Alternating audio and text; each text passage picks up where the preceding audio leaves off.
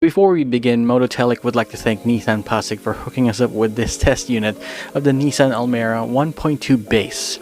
Most especially to these guys, Borj Borlagdan and Jerson Orcales. You can find the best deals on Nissans on their Facebook page or contact them directly for faster transactions. You can find their page and contact information on the description page below. For the better half of the past decade, the Nissan Almera has been the whipping boy of the highly competitive subcompact sedan segment. In terms of sales figures and quite frankly popularity, it paled in comparison with the likes of perennial powerhouses like the Toyota Vios and the high-tech Honda City. Its only claim to fame is its class-leading interior space, which rivals that of even models above its class such as the Corolla and Civic. And of course you get that extremely cold air conditioning. That's basically it. I know that I've featured more than one Vios on this channel and I don't think that's going to change anytime soon. I want to convince you that this Cinderella car is the best subcompact sedan for the money today, and that this particular generation and model is Nissan's last remnant of its 90s domination and greatness. This is the 2021 Nissan Almera. I got 1, 2, 3, 4, 5, 6, 7, 8, 9 niggas on the board, 10 niggas on the floor, 11 niggas on the porch, 12 killers on the war, 13 carnivores, 14 labradors, 15 dinosaurs, 16 avatars, 17 bombs with grenades at your rental car, 18 ways you can... This is the 2021 Nissan Almera in its natural form. The exterior doesn't grab your attention right off the bat, and those large, seemingly oversized halogen boomerang-style headlamps try their best to convey a sense of character as it flanks an equally large blacked-out grille. No chrome here, folks, and I have to commend Nissan on that one. Many people find the overall silhouette of the Almera to be off-putting, but not us. We tip our hats off to Nissan for setting this apart from the crowd. In an age where every car claims to become a Gundam robot, it's nice to see the Almera keeping it clean and classy. Now the door handles are shot in chrome, and these are the only bits where you'll see a bit of the shiny material on the car. And it's weird that they would want to throw you a bone for those chrome bits, but in any case, it's there. The 40-inch steel wheels aren't fancy, but thanks to those 185/70 R14 tires, it swallows up those rough, uneven roads like a champ. The rear offers a sense of continuity with the fascia featuring a funky tail lamp design, and the rear looks shorter than it is thanks to this roof sloping further along than it usually does. I wouldn't go as far as calling this a fastback design, but this actually does create an illusion of bulk for the rear section. It's wonderfully sculpted and almost creates an air of power, making it look like the Almera is about to pounce.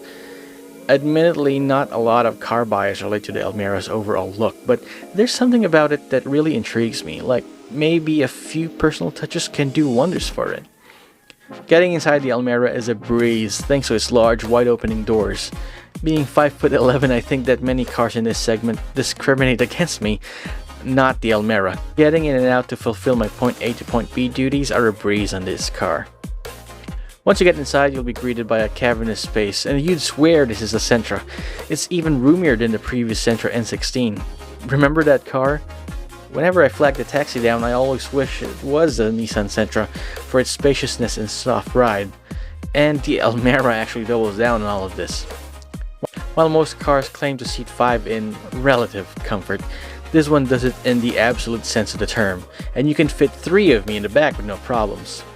The design language of the interior is pretty much your standard fare for subcompacts. Plastic material abound everywhere, and Nissan even invented a color to describe the shade. I give you greige, and I don't think I need any explanation for why that is. Every panel is well built and put together, but the economy class special abounds in this car. Now that's one thing I can't say about any other car in this segment, but the ace up the Almera sleeve is all this space. The gauge panels are pretty bare, showing how the engine speed is and how fast you're going, and the audio system is optional as well. Well, at least the seats are comfortable and padded well to support my frame, and finding your perfect driving position is easy thanks to sliding seat levers and tilt adjustment for the steering wheel.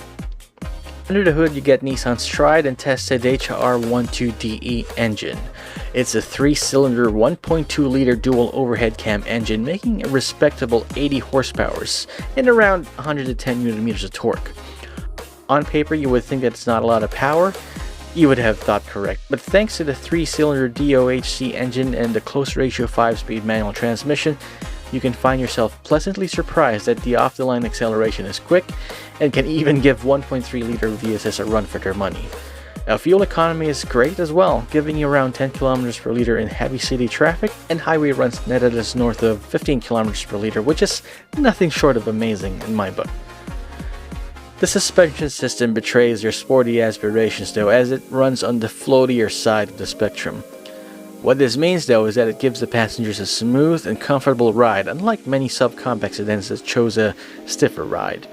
Pair this with the long wheelbase and roomy interior and you just found yourself the perfect family car. Safety-wise, you get everything that you can expect, such as dual front airbags, anti-lock brakes, electronic brake force distribution, and even keyless entry with trunk release. Now, these are all features that you can't even find in my 2005 compact sedan that is supposed to be a tier higher than this car, but you can get as standard here in the Almera. Now, with all these specs and amenities, it really begs the question, why didn't this car sell more than it did? Remember what I told you about this car being my favorite subcompact sedan? Here's why. Now, this too is a base model Nissan Almera, but like a diamond in the rough, it's been lovingly polished and brought to life by the right owner with the right mindset. Louis here used to be the same as me. He used to own an old Honda Civic, and along with it came apparent headaches and heartbreaks. Sure, Honda Civics are fast, it has crazy street cred, and people will tend to automatically think that you are a great car guy, but however, it's still an old car. Old cars require much more tender loving care than, say, brand new ones. Second-hand cars may be cheap with their initial purchases, but you can't really rely on its history. Was the owner good to this car? Were there any accidents that I should be aware of? Now, unlike the States, where you got Carfax to research on every single bit of history in a car, the Philippines isn't so lucky. Enter the Nissan Almera. Louis is a good family man. All he wants really was a car that starts up every single time you twist a key fob and bring his family anywhere he wants them to in safety and absolute comfort. It was a real toss-up between the Vios and the Almera, but he saw the same potential that we saw that the Almera can give you. Plus, he got it at a really good deal. And thanks to some clever financial massaging, the guys over at Nissan Philippines was able to offer the Almera to Louis at an insanely low price. The base model Almera starts at 657,000 pesos, undercutting all its rivals like the Toyota Vios, Kia Saludo, Hyundai Reyna, and even the newcomer MG5 by a few thousand pesos. If you don't understand what a few thousand pesos mean to a car tuner, and you really don't get the Almera. With the savings he got, modifications done to the car were simple, yet created a huge impact on the overall look and driving dynamics of the car. Complementing the lunar metallic gray color are these sick gold 17-inch TE37s wrapped in Dunlop tires. Now, addressing the floaty ride quality and improved the ride height, he installed RSR lowering springs, and it gives the car a real clean and sporty look.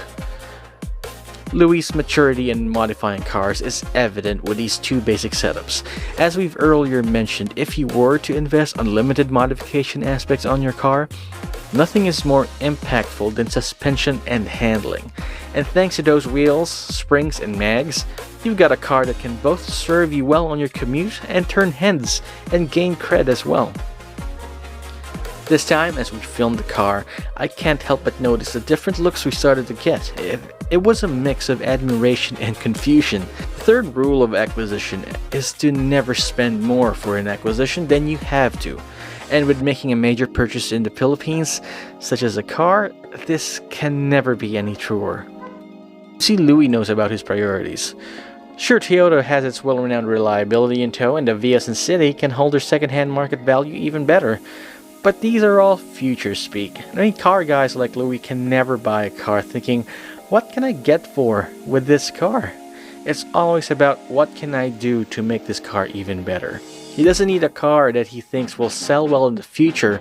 He wants a car to get him and the family around town now, and something that can be proud of during the occasional weekend car meet.